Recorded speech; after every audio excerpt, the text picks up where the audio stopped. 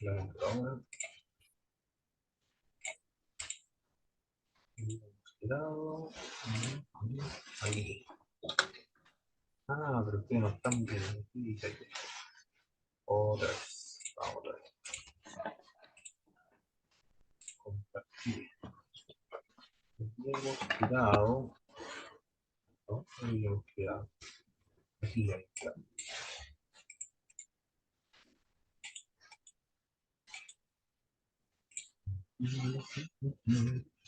Ya. Habíamos quedado entonces en lo que hicieron las parteras. Dios las bendijo porque dijeron, protegieron a las hebreas porque habían temido a Dios. Eso es lo que dice el verso 20. Y, y luego el texto bíblico comienza a hablar en el capítulo 2. Bueno, ahí ya lo leímos esa parte. En el capítulo 2, un varón de la familia de Leví fue y tomó por mujer a una hija de Leví. La que concibió y dio a luz un hijo y viéndole que era hermoso, le tuvo escondido 3 meses. Está hablando acerca de los papás de Moisés. Pero no habla de Aarón, ¿eh? Solamente habla de Moisés. Dice, un varón de la familia Leví fue y la tomó por mujer a una hija de Leví. La que concibió y dio a luz un hijo, viéndole que era hermoso, le tuvo escondido 3 meses. ¿Por qué lo tuvo escondido? ¿Cuál es la razón por la cual lo tuvo escondido?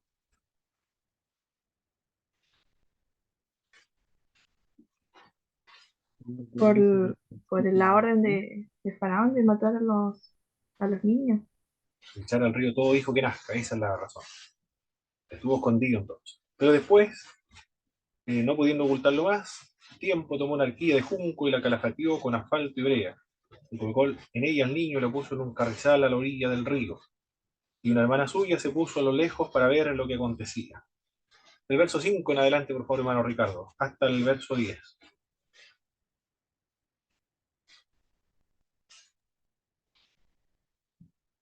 Mm, Y la hija de Faraón descendió a lavarse al río, y paseándose sus doncellas por la ribera del río, vio ella la arquilla en que en el carrizal, y envió una criada suya a que la tomase. Y cuando la abrió, vio al niño, y he aquí que el niño lloraba, y teniendo compasión de él, dijo, de los niños de los hebreos es este. Entonces la hermana dijo a la hija de Faraón, iré a llamarte una nodriza de las hebreas, para que críe este niño. Y la hija de Faraón respondió, ve entonces. Fue la doncella y llamó a la madre del niño, a la cual dijo la hija de Faraón, lleva a este niño y críamelo, y yo te lo pagaré. Y la mujer tomó al niño y lo crió. Y cuando el niño creció, ella lo trajo a la hija de Faraón, la cual lo prohijo y le puso por nombre Moisés, diciendo, porque de las aguas lo saqué. Perfecto. En ese pasaje bíblico, ustedes ven la intervención de Dios, la providencia de Dios. Providencia es cuando Dios dirige todos los acontecimientos para que se lleven a cabo sus buenos propósitos. Los guía, los controla, los supervisa. ¿Ven ustedes acá la intervención de Dios, la providencia de Dios? Yo creo que todo el rato. Ahora vamos a desmembrarlo. ¿En qué situaciones? Eh, Pienso yo que, bueno, de partida del hecho de que Faraón diera esa instrucción ¿Mm? que generara que los padres tuvieran esta protección sobre el niño ¿Correcto? y que después este mismo niño fuera a ser criado bajo el cuidado de Faraón. ¿Sabe? Todo eso es como, si no fuera de parte de Dios, lo veo medio imposible de que pase. Hay varias preguntas que surgen ahí, ¿eh? ¿Por qué Claro. descendió la hija del faraón?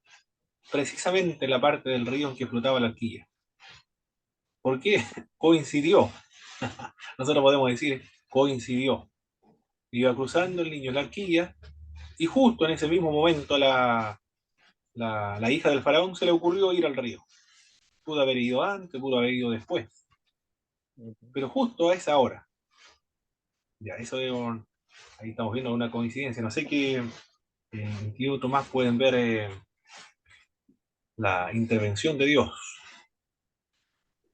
Que Eh, María se haya puesto a vigilar a Moisés Está y viendo, ¿ah? que, Está viendo. y que después saliera a decirle a la hija de Faraón que ella conocía a una persona que pudiera cuidarlo. Exactamente. Cuando va cruzando el niño la arquilla, justo en ese mismo momento, al niño se le ocurre llorar. Lloró el niño en ese momento. Se da cuenta la hija del faraón que hay un niño en esa arquilla. Y después la mamá de ese niño es la que le van a pagar para proteger a este niño que va a ser adoptado por la hija del faraón. Eso es lo que se logra ver ahí, la providencia de Dios, ¿eh? Rescatando a Moisés, preparándolo. El que va a liberar al pueblo de Dios debe primero haber experimentado la liberación de Dios, la preservación de su vida. Claro, él va a liberar al pueblo. Tiene que él a él lo experimentado esa liberación primero de la muerte. mm, Porque Hermano, y aquí vemos que también la hija de Faraón sí, desobedece a Faraón, po, sin parece, ¿ah? ella entender cuál era el propósito, o sea, que había un propósito de Dios, pero, eh, en- o quizás sí, porque ella lo dice de los hijos de los hebreos, Claro, claro, haciendo como una comparación que yo hago con lo que hicieron las parteras. exactamente. Curioso, ¿eh? El faraón quiere matar a todos los niños hebreos y uno de su propia familia, su hija, protege a uno de los hebreos. Mira lo que estamos viendo aquí, ¿eh? Tuvo compasión, claro, aquí dice, y teniendo compasión de él, dijo de los niños de los hebreos esto. Cuando lo abrió, vio al niño y aquí el niño lloraba. Y teniendo compasión de él. Bueno, mire, hasta dónde vemos que Dios actúa, porque pudo haber sido que, como era hebreo, eran de los enemigos, que le temían, Faraón le temían, todos los egipcios le temían, y esto se conversa en la casa, es con un desconocido de todos. Nosotros fuimos dominados por pastores, estos también son pastores, pero ella tiene compasión, teniendo compasión es decir, aquí estamos viendo la mano de Dios. También interviniendo en el corazón de la hija del faraón para que tenga compasión de este niño. ¿No? Ahí estamos viendo la mano de Dios, pero de manera extraordinaria. Así cuando alguien va a hablar de Dios, de la salvación que Cristo lleva a cabo a favor de la humanidad, tiene que haber experimentado esa salvación de Jesucristo. Aquí también el que va a salvar al pueblo hebreo va a experimentar en carne propia la liberación. Esto es lo que vemos aquí entonces. En aquellos días sucedió que crecido ya Moisés salió a sus hermanos y los vio. En su dura tarea observó a un egipcio que golpeaba a uno de los hebreos, su hermano. Entonces miró a todas partes, viendo que no aparecía nadie, mató al egipcio y lo escondió en la arena. Y al día siguiente salió y vio a los hebreos que venían. Entonces dijo al que maltrataba al otro, ¿por qué golpea a tu prójimo? Y él respondió, ¿quién te ha puesto a ti por príncipe juez sobre nosotros? ¿Piensa matarme como mataste al egipcio? Entonces Moisés tuvo miedo y dijo, ciertamente esto ha sido descubierto. Quiere establecerse como juez, como una autoridad, pero es muy apresurado. Él, él quiere ya salvar a su pueblo, ¿eh? Porque fue criado por una hebrea, por su propia mamá, le instruyó para sentir compasión e identificación con su pueblo. Y ahora quiere proteger a su pueblo, mata a un egipcio y quiere mediar en medio de su pueblo, pero todavía no lo reconoce y parece que se está apresurando un poco. Es precipitado, quiere hacer la obra de Dios de manera anticipada y va a tener que huir de este territorio. En el verso 15 Del verso 15 al 23, por favor, hermana Belén, por favor.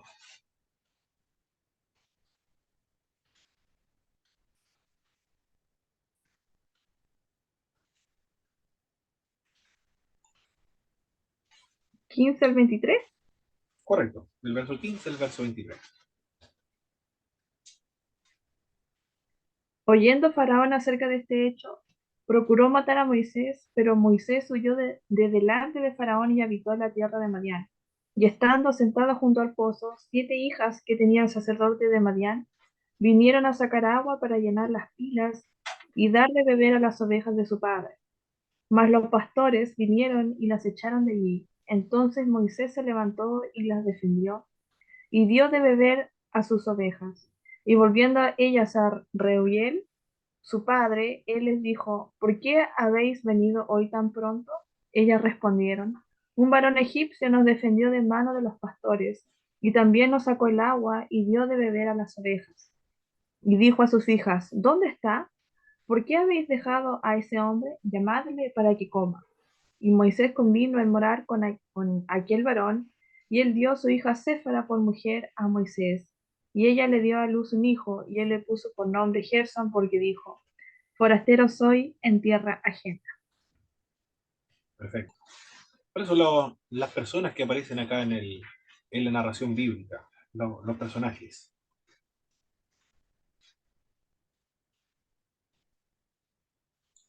Faraón que lo echó. El faraón es uno de ellos. Procura matar, ¿eh? El faraón procura matar a Moisés. Ya él es un hombre que va sufriendo el peligro de muerte. Cuando estaba niño fue salvado, y ahora que mató a un egipcio, el faraón lo quiere tomar represalia y quiere matarlo, va a tener que escapar. Ha estado en 2 veces en peligro de muerte Moisés. Y entonces se va a otro lugar. ¿Qué otro personaje aparece acá en la narración bíblica aparte de faraón? Reuel. Reuel, ese es uno. ¿Quién es Reuel? ¿Cuáles son ¿Qué se dice de Reuel en este pasaje? Un sacerdote de Madián. Es un sacerdote de Madián, es el mismo Jetro. Jetro lo más probable es que sea el título sacerdotal de este hombre, ¿eh? Reuel puede ser que sea el nombre personal de él. El sacerdote, es un sacerdote de Madián. Es decir, él es un sacerdote de, de otra religión, no de Dios, sino de otra religión. Ya, ¿qué más aparece acá en escena? Las hijas de él, de Jetro, y los pastores. Muy bien, los hijos, los pastores, ¿qué más? Séfora. Séfora, se menciona Séfora, ¿quién fue Séfora? La, la, la hija de Jetro y, bueno, pero fue esposa de Moisés. Muy bien, ella va a ser la esposa de Moisés, ¿eh? Séfora. Le van a hacer un hijo, Gerson. Y también vemos una persona muy importante acá, en este pasaje bíblico. ¿Quién es la persona más importante en esta narración bíblica? La providencia. La providencia de La Dios o providencia Dios, ¿eh? divina. Vemos a Dios ahí. ¿Qué carácter? ¿Cuáles son las características de Dios que podemos extraer en esta última parte, verso 23?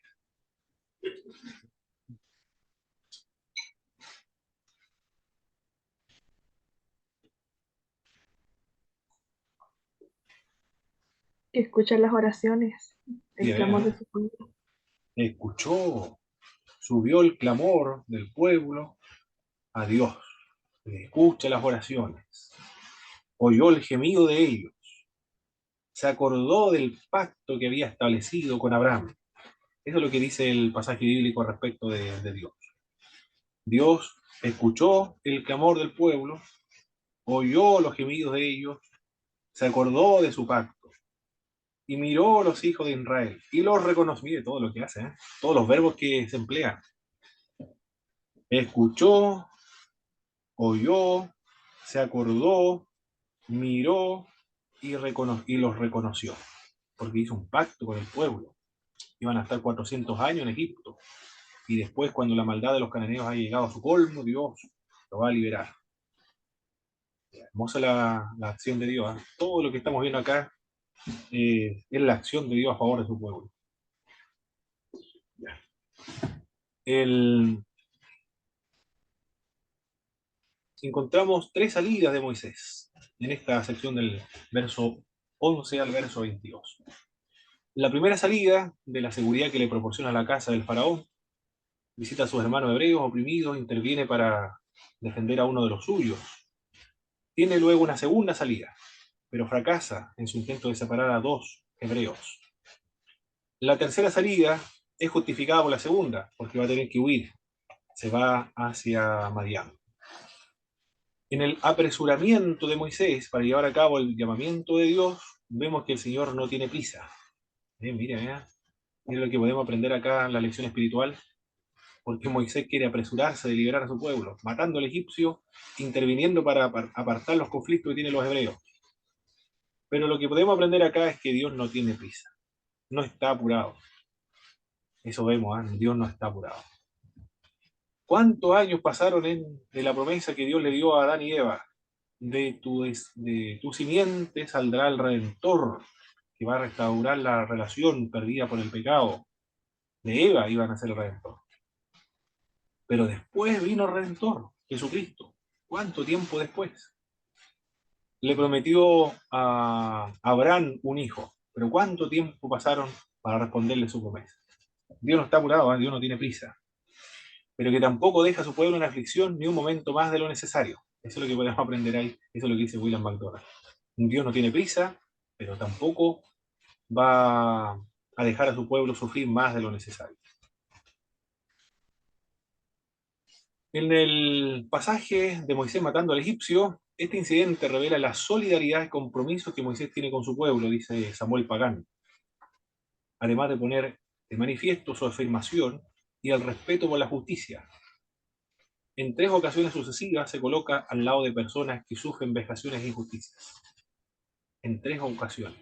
Bueno, ahí hay ya material para hablar de la justicia, que hacer un trabajo la mano de acerca de la justicia social. Bueno, aquí ya lo vemos, Samuel Pagán también habla acerca de esto. En el libro del Pentateuco, de Samuel Pagán. Ese libro de Samuel Pagán, del Pentateuco, más que de Pentateuco, una muy buena parte de ese libro trata de introducción a la Biblia. Es económico, son baratos estos libros. Voy a ver si lo tengo por aquí en alguna parte. El, pero él habla acerca del Pentateuco, pero es introducción a la Biblia. La primera parte, introducción a la Biblia. Después, la segunda parte, muy breve, habla del Pentateuco. El libro de texto hasta ahora el mejor es el de Pablo Hoff, del Pentateuco. Y vemos acá de Moisés, el libertador, dirigente, mediador, legislador, profeta, un gran hombre de Dios. Ya, eso es lo que vemos en Moisés. Vemos la mano de Dios en Moisés, porque fue criado en un hogar piadoso, por lo menos durante los primeros 5 años de vida. Aprendió a tener no solamente fe en Dios, sino también simpatía y amor por su pueblo oprimido. Los primeros 5 años de vida son importantes en la transformación, en la formación de la vida espiritual y el carácter futuro de todas las personas. Se identifica con su pueblo, gracias a que fue criado en su propio hogar con su propia mamá. Fue educado en el palacio del faraón, por lo tanto tenía mucha experiencia, podía escribir también. Y había sido educado, lo más probable, en la administración, en el liderazgo que enseñaban los judíos, por eso que luego pudo dirigir a su pueblo. Aunque estando en el desierto, la experiencia en el desierto, 40 años tuvo en el desierto, apacentando solamente ovejas, parece que va a perder las habilidades de poder conversar, ¿eh? Porque conversaba solamente con las ovejas, cuando yo lo llame, va diciendo, no, yo no soy muy bueno para hablar. No tengo muy buen hablamiento, como diría ¿cómo fue? ¿Quién fue que dijo eso? No tengo buen hablamiento. En el Zafrada. No sé si era bueno en el Zafrada. No tengo buen hablamiento, dijo el Zafrada. Bueno, así ocurrió con Moisés. No era muy bueno para hablar. Moisés es la forma hebraizada de un nombre egipcio. Moisés. Son varios reyes egipcios que ostentan nombres similares, como Tutmosés, por ejemplo, Admosés, Ramsés. El nombre de Moisés es un nombre egipcio, como Tutmosés, Admosés, Ramsés. Se trata en todos estos casos de nombres teóforos compuestos por X tal Dios, ha nacido, Tut ha nacido, Ad ha nacido, Ra ha nacido, Moisés ha nacido, es decir, ha nacido del agua, de la cual el nombre de Moisés ha conservado el segundo elemento. Si Moisés se identifica con aquel nombre, es legítimo suponer que tuvo realmente en contacto con los egipcios. Lo dice Félix García en uno de sus libros, Pentateuco. También es muy importante el otro libro de Félix García, de la editorial Verbo Divino. Pero Félix García es más técnico, es mucho más técnico. En cambio, de Pablo Hoff, están las lecciones espirituales ahí, mucho más espiritual, de edificación espiritual. Tiene un nombre egipcio entonces. Se nota que el hombre viene de allá, de Egipto. En el capítulo 3 ahora, este hombre, Moisés, un asesino, podemos decir que es asesino, ¿no? Claro que sí, es un asesino. Quieren poner eh, su justicia, quiere ser mediador, pero nadie lo ha llamado a este, nadie lo ha llamado, de hecho nadie lo ha llamado. Y por eso le dicen, ¿quieres tú ponerte como juez entre nosotros? ¿Quieres matarnos como mataste al egipcio? Se asustó Moisés y huye. Pero cuando huye, ya ha desaparecido estas ambiciones, parece, de querer hacer justicia con sus propias manos y cuando quiere actuar cuando Dios todavía no lo llama. Y cuando Dios lo llama, ya se le ha pasado las ganas de querer actuar y liberar a su pueblo. Me han pasado 40 años. Miren, increíble, ¿eh? Increíble. Puede ocurrir así con los misioneros, no hay posibilidad de misiones todavía. Y cuando se le quita las ganas, entonces ahí Señor lo llama. Algunos dicen de algunos libros de liderazgo que las personas que aspiran, ambicionan al liderazgo, Dios no lo llama. Y de hecho, si no tiene esa aspiración al liderazgo, a esas personas Dios las llama. Yo no sé si será así, pero eso es lo que dice el libro de texto. Con respecto a los pastores, se está refiriendo ahí el libro. En el capítulo 3, apacentando Moisés las ovejas de Jetro, su suegro. Mire lo que está haciendo Moisés ahora. Antes estaba siendo educado para la administración, para llevar las cuentas en Egipto, para la escritura en Egipto, para gobernar en Egipto. Pero ahora terminó gobernando ovejas. Allá está, en el desierto, y en tierra ajena, como forastero, en las tierras de Madián. El sacerdote de Madián, dice el verso 1, llevó las ovejas a través del desierto y llegó hasta Horeb, monte de Dios. Pero Dios lo está utilizando como una escuela de disciplina, lo está disciplinando, lo está formando. 40 años la formación de una persona, ¿eh? Harto tiempo. 40 años solo pastoreando ovejas. Porque después va a tener que pastorear a alguien más complicado que las ovejas, que van a ser gente, van a ser seres humanos. Sí, con cuántas personas, a ver, no sé, en los trabajos, cuántas personas trabajarán, de acuerdo a los trabajos. Pero ya hay conflicto, imagínense, con 2 millones de personas liderando. Un hombre liderando 2 millones de personas, imagínense. Pobre hombre, pobre Moisés. Bueno, ¿y dónde aprendió tanta paciencia? Bueno, pastoreando ovejas. ¿Y cuánto tiempo se demoró? 40 años. Los que trabajan con clientes tienen la posibilidad de desarrollar la paciencia. Los que trabajan con clientes tienen esa capacidad. 40 años tuvo este hombre. Va a llegar al monte de Dios. Y se le apareció el ángel de Jehová en llama, de fuego, en medio de una zarza. Y él miró y vio que la zarza ardía en fuego y la zarza no se consumía. Es muy extraño la visión, ¿no? Una zarza que no se consumía, en llama de fuego. Vamos a leer el Hermano, verso. Sí, hermano Ricardo.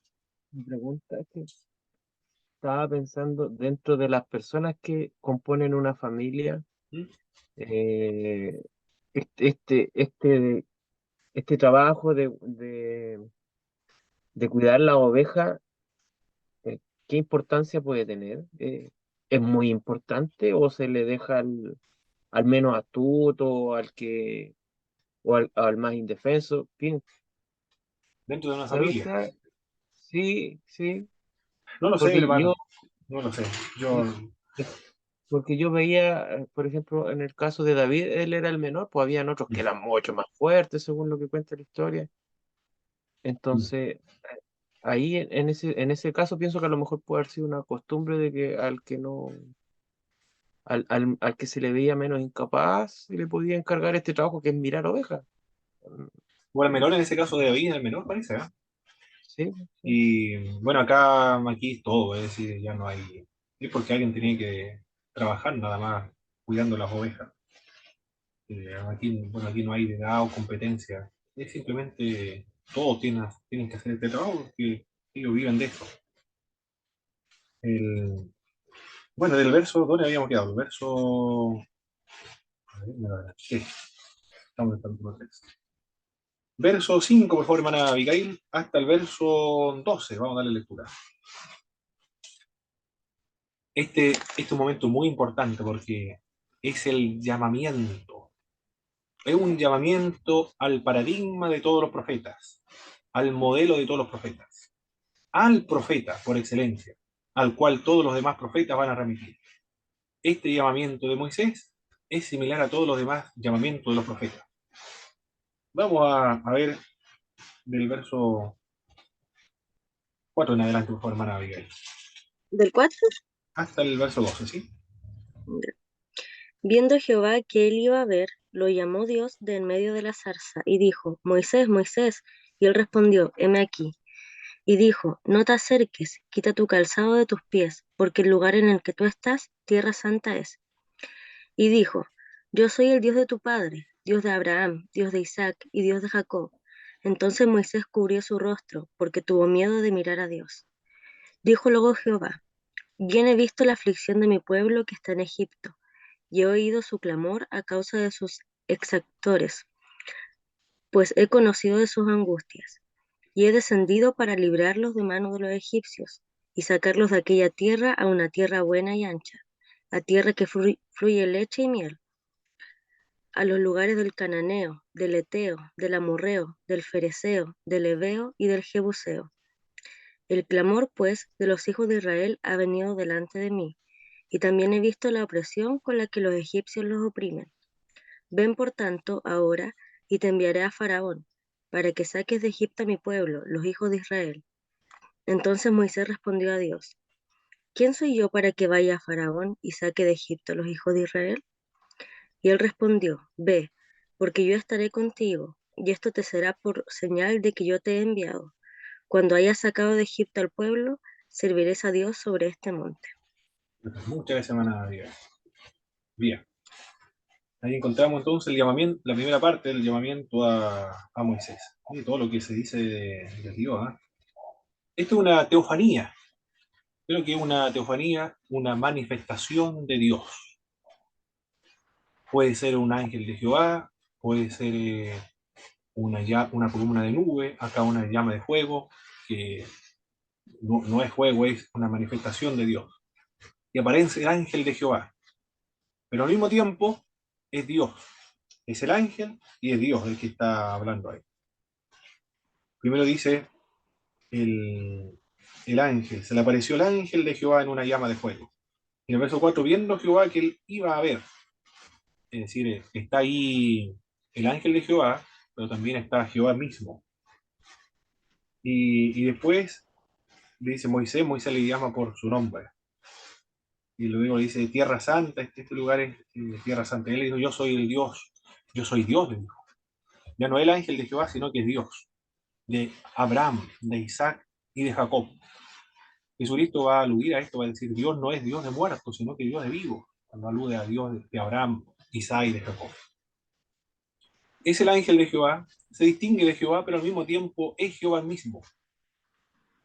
Por eso que algunos han concluido que este puede ser la segunda persona de la Santísima Trinidad. Jesús antes de su encarnación. Podría ser eso la conclusión a la cual se llega, porque se diferencia de Jehová, pero al mismo tiempo es Jehová mismo. Lo vemos acá y también lo vemos cuando protege o libra a Isaac de la muerte que iba a causarle su padre Abraham. Y ¿qué es lo que hace Dios? Ve la aflicción de su pueblo, lo repite nuevamente. Ha visto la aflicción de su pueblo. Y no solamente ha visto la aflicción de su pueblo, ha oído el clamor de ellos, ha conocido las angustias. Mire todo lo que dice, los verbos que se utilizan para referirse a la acción de Dios con respecto a su pueblo. Ve, conoció y escuchó el clamor de su pueblo. Y ha actuado también. Él ve, escucha y se siente parte de ese pueblo, ha conocido las angustias del pueblo, pero hace algo, toma acción y he descendido para librarlos de manos de los egipcios. Mira lo que está diciendo en el verso 8. Dios es el que desciende para liberar a su pueblo de los egipcios. No es Moisés entonces, sino que Dios mismo quien va a liberar a su pueblo por medio de Moisés. ¿Qué más? Le dice el que yo soy. ¿Quién soy yo? Responde la primera excusa que presenta Moisés. Dice, ¿quién soy yo para que vaya Faraón y saque de Egipto a los hijos de Israel? ¿Qué se revela? ¿Qué actitud se revela en esta pregunta en Moisés? ¿Quién soy yo para que vaya Faraón y saque de Egipto a los hijos de Israel? ¿Qué actitud se está viendo en este hombre? ¿O cómo se percibe a sí mismo Moisés? Un poco digno. Ojos dignos se siente. Muy bien, ¿qué más? Bueno, él está confiando, o sea, no está confiando en Dios en este caso. Piensa que él no tiene lo que se necesita para hacerlo. Bueno, se puede deducir eso. O dice, ¿quién soy yo para hacer esto? Para que vaya al faraón. Tiene muy baja autoestima el hombre, ¿eh? ¿Quién soy yo? Dice. ¿Quién soy yo? Se siente impotente. Para quizá hay que ver faraón. Él fue criado en el palacio del faraón. Él conoce al Claro, faraón bueno, entonces. hay que acordarse que él se fue porque le dijeron que quién lo había puesto a él por juez. Exactamente. Entonces, como una palabra media parecía, ¿quién soy yo eh, para que haga esto? Claro, y él sabe que faraón se considera como Dios. El hijo nada más y nada menos que el hijo del dios Ra. Por lo tanto, ¿y él quién es? Nadie lo conoce. Por eso, ¿quién soy yo para que vaya a Faraón? La respuesta que le da Dios, ¿eh? La respuesta que le da a todos los creyentes que tienen una baja autoestima o se sienten impotentes, incompetentes para las tareas sagradas. ¿Cuál es la respuesta que le da Dios ante este sentimiento de incompetencia?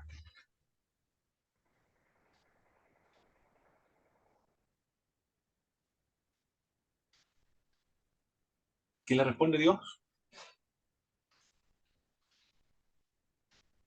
Que vaya porque él va a estar con Moisés, que va a estar con él. Eso le dice, miren la promesa que le dice, yo estaré contigo. Yo estaré con... No te preocupes si esto no lo vas a hacer tú. Yo lo voy a hacer. Le dice Dios a Moisés. Increíble, ¿eh? Es decir, aquí a cualquier persona le puede dar un ánimo, pero extraordinario, ¿eh? Para cualquier actividad que se requiera en el reino de Dios. Y todos tienen dones espirituales también. Todos tienen una función que cumplir en el reino de Dios. No todos van a ser misioneros, no todos son, ¿qué más? Pastores, evangelistas, maestros.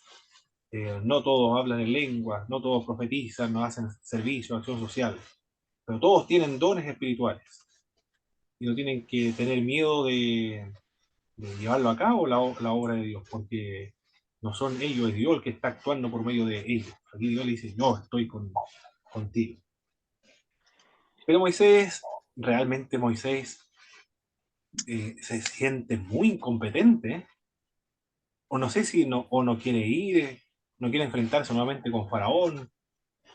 El, ¿Cuál será la actitud que tiene Moisés? Dijo Moisés a Dios, y aquí que llego yo a los hijos de Israel y le digo, el Dios de vuestros padres me ha enviado a vosotros. Si ellos me preguntan cuál es su nombre, Así Dios le dijo, yo soy el que soy. Con ese nombre te presentarás a los hijos de Israel. Yo soy el que soy. ¿Pero qué significa eso? Yo soy el que soy.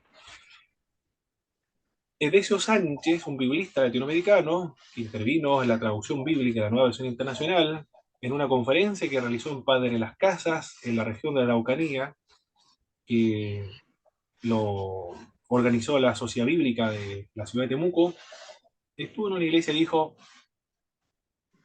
este nombre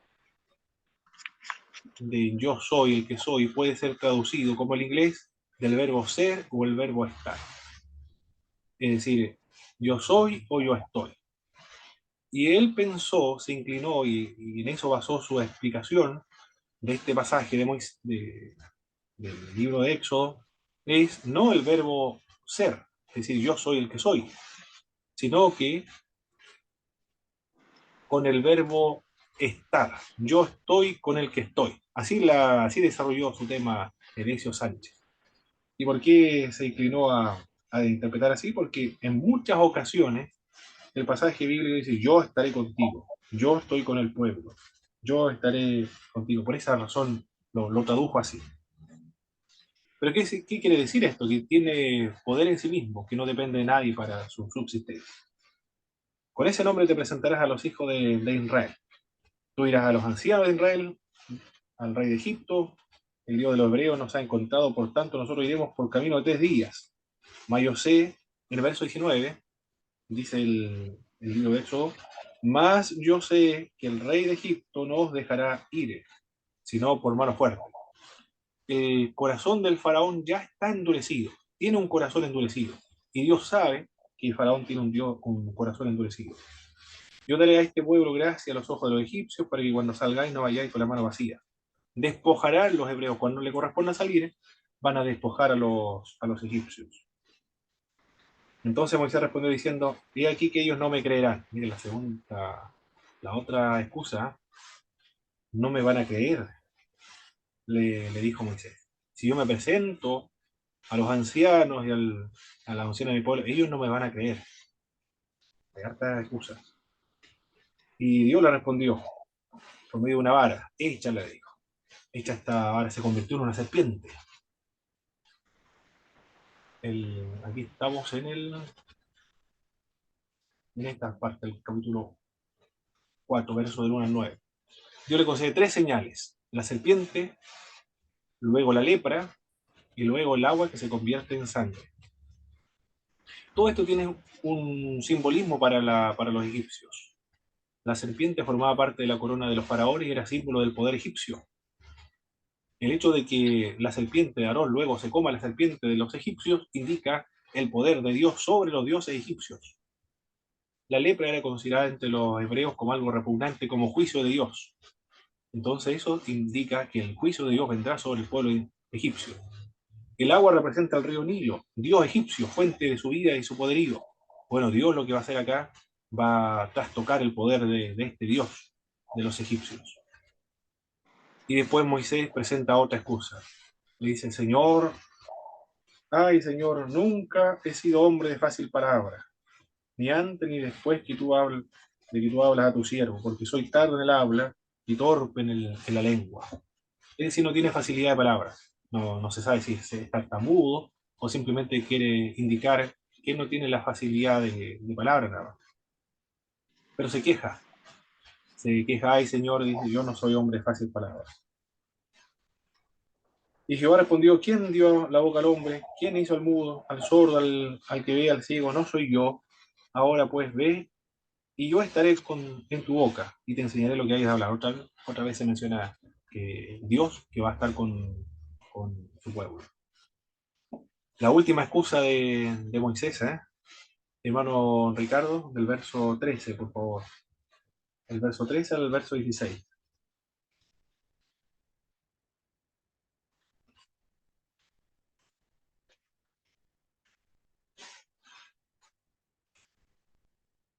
Hermano Ricardo, Sí, acá estamos, capítulo ok. 4, ¿cierto? Sí, por favor, 13. hermano. El verso 13 al 16. Sí. Y él dijo, ay Señor, envíate ruego por medio del que debes enviar. Entonces Jehová se enojó contra Moisés y dijo, ¿no conozco yo a tu hermano Aarón, levita, y que él habla bien? Y he aquí que él saldrá a recibirte y al verte le alegrará en su corazón, se alegrará en su corazón. Tú hablarás a él y pondrás en su boca las palabras, y yo estaré en tu boca y en la suya, y os enseñaré lo que hayáis de hacer. Y él hablará por ti al pueblo, y él te será a ti en lugar de boca, y tú serás a él en lugar de Dios. Perfecto. Y Perfecto. tomarás en tu mano la vara con la cual harás las señales. ¿Cómo se puede describir? Toda esta sección describe el llamamiento de Dios a Moisés. ¿Cómo podemos describir este llamamiento? Hermano, a mí me parece como, bueno, que Moisés lo que le costaba un poco, quizá una de las razones es salir de la zona de confort, porque se ve que da varias excusas diferentes Mm. hasta ya decir que el Señor se enojó con Moisés y le da la última respuesta. Pero siempre tenía una excusa para realizar su llamamiento y eso igual yo me imagino porque se sentía bastante cómodo en el lugar en el que estaba haciendo las actividades que estaba haciendo. Al parecer, ¿ah?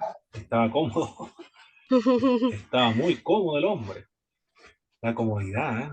La comodidad. El, cuando se confundieron las lenguas, ellos estaban muy cómodos ahí en ese territorio. En la tierra de Gosén en Egipto están muy cómodos. Moisés está muy cómodo.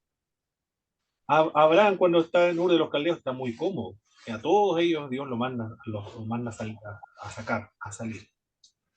Muy bien, hermana Abigail. Porque presenta muchas excusas. Él no quiere ir, porque dice, ay Señor, por favor, envía a otro. Por eso Dios se enoja. ¿Se podrá entonces? ¿Qué dicen ustedes, hermanos, hermanas?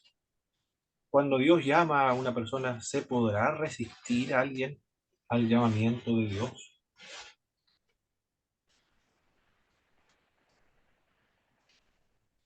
¿Cómo se podrá explicar esto? Porque este hombre no quiere colaborar. Pareciera que Dios lo está mandando a la fuerza. O no lo ven así. ¿Cómo a no, no sé si a regañadiente, pero ya no, nunca más se queja Moisés.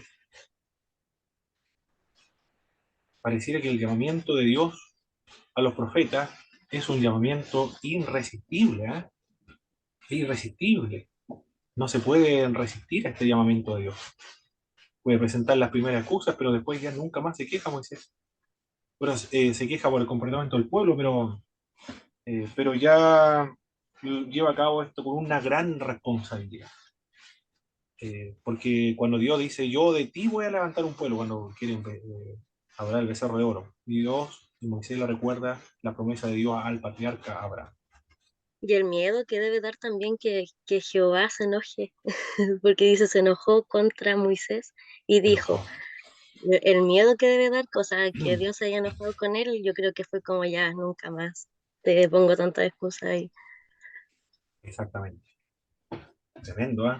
Tremendo el llamamiento de Dios a Moisés. Aquí vemos un hombre que presenta una gran cantidad de excusas. Todos los profetas presentan, el Jeremías también presenta excusas cuando Dios los llama. Son muy niños, mi pueblo es muy pequeño, dice Jeremías. Vuelve a Egipto. En el verso 18 sale el Señor en el camino, y aparece el Señor a su encuentro y le quiso matar. Esto lo describe más adelante. ¿Por qué lo quiere matar? Porque él no ha circuncidado a su hijo. Esa es la razón por la cual Dios no quiere matar a su siervo, porque no ha circuncidado a su hijo. Si él va a liberar a su pueblo y no ha circuncidado a su hijo, ¿qué impresión podría causar en los hebreos? Si se supone que la señal visible del pacto era la circuncisión. Por eso acá su esposa Séfora va a circuncidar al hijo. Esto es lo que describe estos versos del verso 18 al verso 27. se presenta y llega finalmente al pueblo que está en Egipto, la esclavitud, y le contó toda la visión que había tenido con Dios, y el pueblo creyó, dice el verso 31, el capítulo 4, y oyendo que Jehová había visitado a los hijos de Israel y que había visitado su aflicción, se inclinaron y adoraron. Ahora se inclinaron y adoraron. En el capítulo 5 ahora, hay un conflicto en esta sección, hay un conflicto con el faraón, con el rey de Egipto, el hombre más poderoso del mundo antiguo, como lo sería actualmente Biden, o yo creo que parece que es el más poderoso. ¿Eh? No sé cómo se llama el de China actualmente, el presidente de China. Xi Jinping. Xi Jinping creo que Xi es. Jinping, muy bien, también actualizado, hermano. Ya, se ve como alguien así, ¿eh? Como Biden o el de China. Y obedeció, después Moisés y Aarón entraron en la presencia de Faraón y le dijeron: Jehová, el Dios de Israel, dice así: deja ir a mi pueblo a celebrarme fiesta en el desierto. Y Faraón respondió en el verso 2: ¿quién es Jehová para que yo oiga su voz y deje ir a Israel? Yo no conozco a Jehová ni tampoco dejaré ir a Israel. Tiene un corazón duro este hombre. Dios ya sabía que Faraón tiene un corazón duro, no lo va a dejar salir. Pero él le hace una pregunta: ¿quién es Jehová para que yo oiga su voz y deje ir al pueblo de Israel? Bueno, con esa pregunta él se condenó, porque ahora Dios se va a dar a conocer a Faraón. En todas las secciones, más adelante, Dios se les va a dar a conocer. En capítulo 6, por ejemplo, Jehová respondió a Moisés: ahora verás lo que yo haré a Faraón, porque con mano fuerte lo dejará ir y con mano fuerte lo echará de su tierra. Habló todavía Jehová, Dios, a Moisés y dijo: yo soy Jehová. Y aparecía Abraham, a Isaac, a Jacob como Dios omnipotente.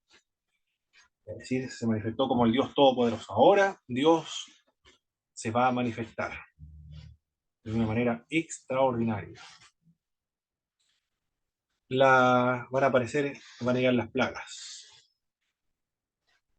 Aunque no se especifica el nombre del faraón, los datos de Éxodo 1:11 cuadran en parte con los soberanos de la dinastía 19, especialmente Ramsés II, dicen algunos autores, que construyó una amplísima residencia o ciudad de graneros, oficinas, depósitos en el delta oriental del Nilo, donde se asentaron los hebreos. El verbo conocer, reconocer, es una de las palabras claves del Éxodo 1:15. Conocer y reconocer. Dios conoce al faraón. Dios conoce a su pueblo. Dios conoce los nombres de las parteras. Dios conoce a Moisés.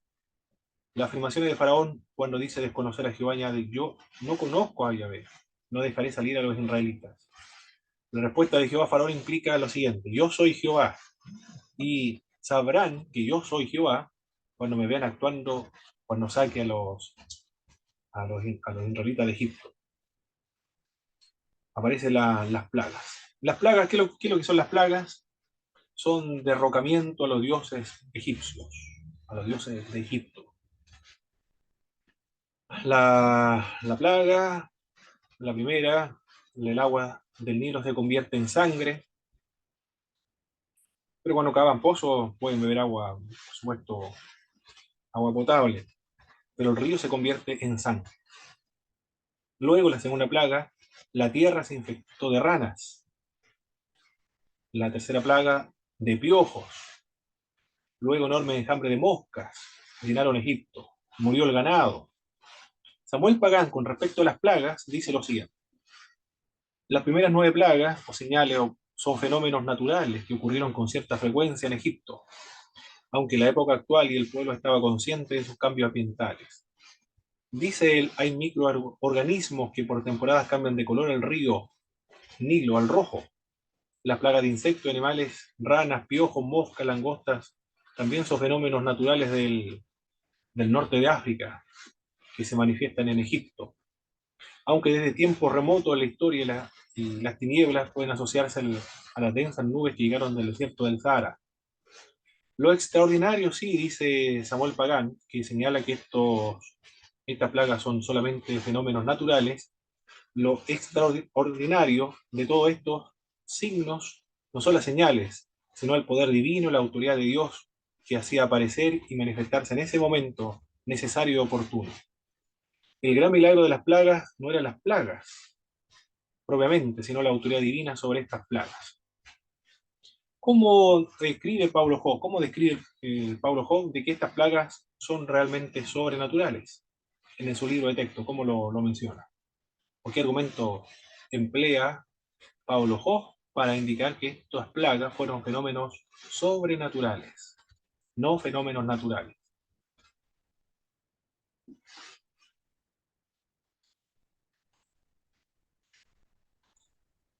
Bueno, una de ellas era que las plagas justamente estaban ligadas a la adoración que había en Egipto. Por ejemplo, el sol cuando se oscureció, a las ranas, el agua, porque ellos adoraban mucho, entonces una forma de que Dios se glorificara era a través, y de darles a entender también de que Dios existía y que tenía poder sobre los falsos dioses de Egipto, era demostrándoles, ¿cierto?, las plagas en su soberanía. Y también ocurrieron a la hora predicha por Moisés, tenían una intensidad extraordinaria, fueron quitados solamente por la oración de Moisés. Hizo distinción Dios entre los egipcios y los israelitas, no castigando con las últimas 7 plagas a los israelitas. Las primeras 3 sí, sin embargo, cayeron sobre los israelitas egipcios, porque los israelitas también necesitaban conocer a Dios. Fenómenos naturales sin ningún elemento sobrenatural jamás habían convencido a los esclavos hebreos, ni mucho menos al faraón, para sacar al pueblo de Egipto. El agua se convierte en sangre. Fue un golpe contra Hapi, el dios de las inundaciones del Nilo. La tierra se infectó de ranas. Los hechiceros también pudieron producir ranas, como si no hubiera ya bastante. Increíble esto, ¿eh? Es decir, habían muchas ranas y el faraón le dijo, ¿y ustedes pueden hacer lo mismo? Sí, podemos hacer lo mismo, dijeron los hechiceros. Y aparecieron más ranas. Ya habían hartas ranas y los hechiceros hicieron aparecer más todavía. Más se endureció el corazón de faraón. Probablemente lo hicieron por poder del diablo, ¿eh? Pero no se atrevieron a destruir las ranas porque eran adoradas como el dios de la fertilidad. Entonces al mismo animal que ellos consideran como un dios, como una rana, es lo que le va a causar una plaga tediosa sobre ellos. La plaga de piojos, mire qué increíble la plaga de piojos, imagínense, hermano, una plaga de piojos, ¿eh? Oh, en todo el país de Egipto. El polvo de la tierra era considerado sagrado en Egipto. Bueno, eso mismo, lo que los egipcios consideran como sagrado, eso se convirtió en una plaga molesta. Insectos molestos como fueron los piojos. Los enjambres de moscas llenaron Egipto. Puede ser que estos enjambres eran una mezcla de muchas especies de insectos voladores. La mayor parte o todas las plagas estaban relacionadas con los dioses o falsos dioses de Egipto. Y es posible que esta referencia es al escarabajo alado. Este sería un asalto contra Kepri, el dios escarabajo sagrado de los egipcios. Entonces, cada una de las plagas es una acción de Dios contra los dioses que ellos adoran. Murió el ganado. Miren, no sé si han sufrido la picadura de zancudos, mosquitos, no sé cómo. Zancudos, mosquitos, son lo mismo, son zancudos, pero muy, muy pequeñitos. Pero no sé, cuando han viajado en el campo al verano, donde hay unas vegas, no sé si han sufrido en algún momento la picadura de estos mosquitos. En, en Paraguay, esos mosquitos son en la capital, en Asunción de Paraguay, son frecuentes, son muy comunes. Y el cuerpo sufre, pero de una manera impresionante. No puede dormir con la picazón. Tiene que echarse uno, comprarse un spray para que no lo piquen los mosquitos. Pero realmente es una cosa muy molesta. Que no puede dormir, no lo dejan tranquilo por la picazón. Bueno, este tipo de plagas sufrieron los egipcios. Luego muere el ganado, capítulo 9, verso del 1 al 7. Amón es el dios adorado en todo Egipto. Era un carnero, animal sagrado, En el Bajo Egipto se adoraban varias deidades cuyas formas eran de carnero, de macho cabrío o de toro. Si van a hacer un becerro de oro, lo más probable es que estén influenciados por este tipo de animal que era adorado en Egipto, que era Amón. Bueno, murió también el ganado. El dios que debía proteger el ganado va a ser impotente frente a las plagas que van a caer de parte de Dios. Esas son las plagas que vemos en esta parte. Después la plaga del granizo, las cenizas. Los sacerdotes egipcios esparcían como señal de bendición, produjeron úlceras dolorosas. Tormenta de truenos, rayos, granizo, devastó la vegetación, destruyó la cosecha de cebadas, de lino, mató a los animales. Esta clase de tormenta era casi desconocida en Egipto. Ya está sucediendo algo totalmente fuera de lo normal. El vocablo trueno en hebreo significa literalmente voces de Dios. Por lo tanto, lo que está ocurriendo acá es que Dios está hablando contra los egipcios. Juicio de Dios. Los egipcios que escucharon la advertencia de Dios salvaron su ganado. Luego viene la plaga de langostas, traída por un viento oriental. Consumió la vegetación que había sobrevivido a la tormenta de granizos. Los dioses Isis y Serafis, que supuestamente protegían a Egipto de las plagas de langostas, también van a quedar impotentes frente a la plaga de langostas. Las tinieblas cubren el país. ¿Cuál fue la plaga especialmente contra el faraón? Especialmente afectó al faraón. El que se considera el hijo del dios Ra, el hijo del dios Sol. Esta va a ser la plaga. Especialmente esta plaga fue para él, para, para el, para el faraón. La plaga de tinieblas. Porque él se considera el sol de Egipto. Parece que hay alguien que se considera el sol de Latinoamérica, ¿o no? El sol de América. ¿Lo has escuchado, no, hermano? El sol de América.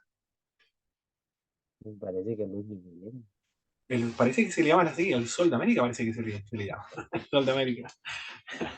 Bueno, acá era el faraón de Egipto, el sol de Egipto era el faraón. El hecho de que toda la tierra de Egipto se haya cubierto de tinieblas ya está anulando el poder del faraón. Y a lo último, la muerte de los primogénitos, ya esto va a ser devastador. Esto va a ser terrible. En los versos, ellos no escucharon a Moisés a causa de la congoja espiritual y de la dura servidumbre. Es decir, los israelitas no escucharon a Moisés. Y yo endureceré el corazón de Faraón, multiplicaré en la tierra de Egipto mis señales, mis maravillas, le dijo Dios a Moisés, y sabrán los egipcios que yo soy Jehová. Era Moisés de 80 años, en el capítulo 7, verso 6. 80 años tenía Moisés. Y Aarón tenía 83 años. Son ancianos, ¿eh? Claro, tienen que ser ancianos porque tienen que despertar la autoridad, la veneración, tienen que despertar también el- la, la- la aceptación de parte de los ancianos que están en Egipto. ¿Qué más vemos aquí? Y el corazón de Faraón se endureció en la plaga de la sangre. Y el corazón de Faraón se endureció, la primera plaga. En el verso 10, para que conozcas que no hay como Jehová nuestro Dios. Pero viendo Faraón que le había dado reposo, endureció su corazón y no lo escuchó como Jehová lo había dicho. Vaya contando las veces en que dice el pasaje bíblico, el Faraón endureció su corazón. Y los hechiceros hicieron así también para sacar piojos con sus encantamientos, pero no pudieron. Dedo de Dios es este, más el corazón de Faraón se endureció. En aquel día yo apartaré la tierra de Gosén, en la cual habita mi pueblo, para que ninguna clase de moscas haya en ella, a fin de que sepas que yo soy Jehová en medio de ella. Se repite esta expresión, a fin de que sepan que yo soy Jehová. Y el corazón de Faraón se endureció. ¿Qué más? Más Faraón endureció aún esta vez su corazón y no dejó ir a su pueblo. En el verso 7 del capítulo 9. Más el corazón de Faraón se endureció y no dejó ir a su pueblo. Y después la plaga de las úlceras. Pero Jehová endureció el corazón de Faraón y no los oyó, como Jehová lo había dicho. ¿A partir de qué plaga entonces Dios va a comenzar a endurecer el corazón de Faraón a partir de la plaga. En el libro texto decía,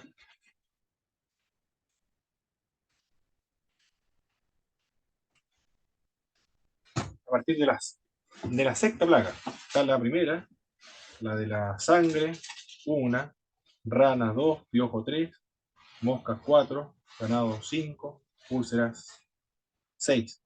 A partir de la sexta plaga, Dios va a comenzar a actuar en el corazón de Faraón. Porque alguien puede decir, ¿y por qué Dios castiga al Faraón?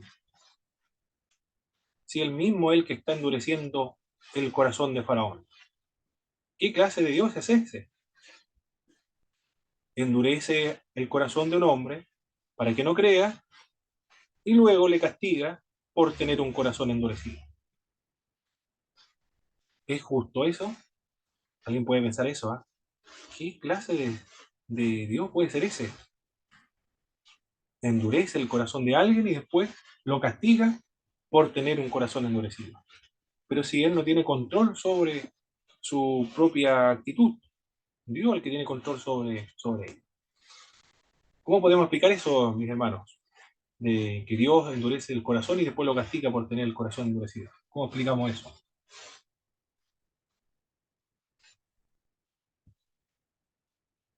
Yo pienso, hermano, que Dios tenía que demostrar a su pueblo que su gran poder. Bueno, Y hay una por razón, esa es eso, una por razón, eso sí. lo usó Faraón. Y será justo el hecho de que para demostrar su poder, endurezca el corazón de Faraón y al mismo tiempo le castigue, siendo que él no es responsable de tener ese corazón endurecido.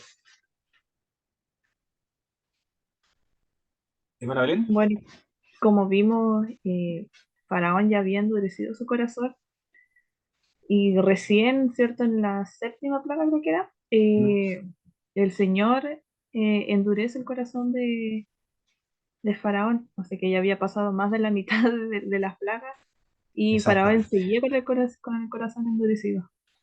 Perfecto. Dios comenzó a obrar en el corazón de Faraón a partir de la sexta plaga.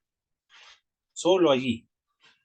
Pero en la primera, segunda, tercera, cuarta y quinta plaga, el texto concluye, y Faraón endureció su corazón. Es decir, él mismo endureció su corazón. Él es responsable. Él tiene ejerce su voluntad en contra de Dios. No quiere creer por su orgullo, porque es Faraón, porque es el hijo del dios Sol, dios Ra. Y Dios endurece entonces posteriormente el corazón de Faraón.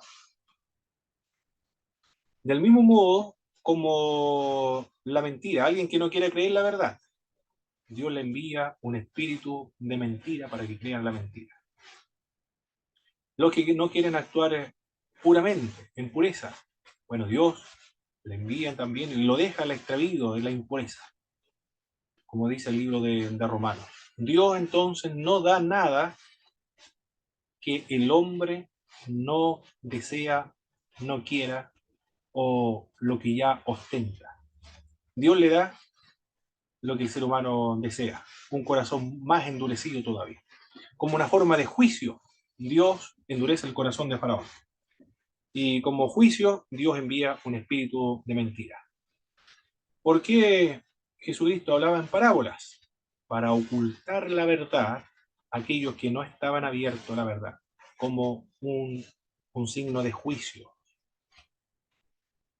¿Por qué también a los de Israel le dice, en otras lenguas hablaré a este pueblo? Porque no me quisieron oír en el idioma tan sencillo en el cual yo le estaba hablando. Es decir, se refiere al idioma de los asirios, para que aprendan. Bueno, le va a hablar en otro idioma como signo de justicia, para que aprendan justicia, como castigo. Esa es la explicación, hay que tenerlo en cuenta para más adelante cuando trabajemos en Teología Sistemática 2, por ejemplo, de la doctrina de la predestinación. Porque algunos se salvan y otros no se salvan. o por qué a algunos Dios le da el don de la fe y a otros no le da el don de la fe. Bueno, aquí ya más o menos tenemos algunos antecedentes, algunas bases para argumentar o explicar, entender la doctrina de la predestinación. Algunas observaciones sobre las plagas en Egipto. Cumplieron los siguientes propósitos. Demostraron que Jehová es el Dios supremo y es el soberano. Ese es lo primero. Derrocaron las deidades egipcias también. Lo segundo, porque quedaron todas las deidades egipcias, quedaron todas neutralizadas, impotentes, incapaces de poder solucionar los problemas que se le venían encima y de oponer obstáculo, oposición a la acción y la obra de Dios. Eso es lo que hicieron. Destruir los dioses egipcios, eso es lo que hizo Dios. Destruyó la idolatría en Egipto. Castigaron a los egipcios también por haber oprimido a los israelitas, por haber hecho tan amarga su vida. Es una forma de juicio, de castigo sobre los egipcios.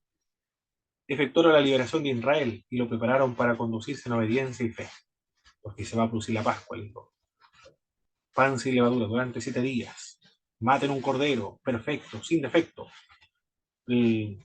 La sangre, lo pongan en los postes, los dinteles. Lo van a comer con las sandalias puestas, todo preparado para salir. Y así lo hicieron. Es decir, lo va a preparar en obediencia. Y marche, liderados por Moisés. Ahora todos quieren salir. Imagínense lo que ellos vieron, cómo que haríamos nosotros ante un milagro tan espectacular. Son 10 milagros extraordinarios. No sé si usted ha visto un milagro tan extraordinario en su vida, mis hermanos, en la iglesia, milagros, pero realmente que han impresionado a la gente. Un pastor estaba comentando de las asambleas de Dios en Bolivia. Es una iglesia muy pequeñita. Y había un hermano que usaba muleta porque le faltaba la pierna, la parte de la rodilla hacia abajo le faltaba. Y oraron por sanidad en un culto, y de pronto el hermano dio un grito muy fuerte, se levantó, salió corriendo, y con los 2 pies había crecido una parte de la pierna. Y todos los hermanos quedaron impresionados. Ahora andaba corriendo, saltando. Esa iglesia tenía muy pequeñita. Miembro de la familia nada más. Había comenzado el pastor jovencito. Pero ya en 2 meses habían espectadores, curiosos. Estaba llena el templo, tuvieron que construir otro más grande. Pero milagros como eso es extraordinario. Esto es lo que vieron la gente. 10 milagros. Y el que se abra el mar rojo también, milagros más extraordinarios todavía. Pero sí, Dios va a liberar a su pueblo de la esclavitud de Egipto. Esas son las observaciones que podemos ver acá en esta clase. Perfecto. ¿Alguna lección espiritual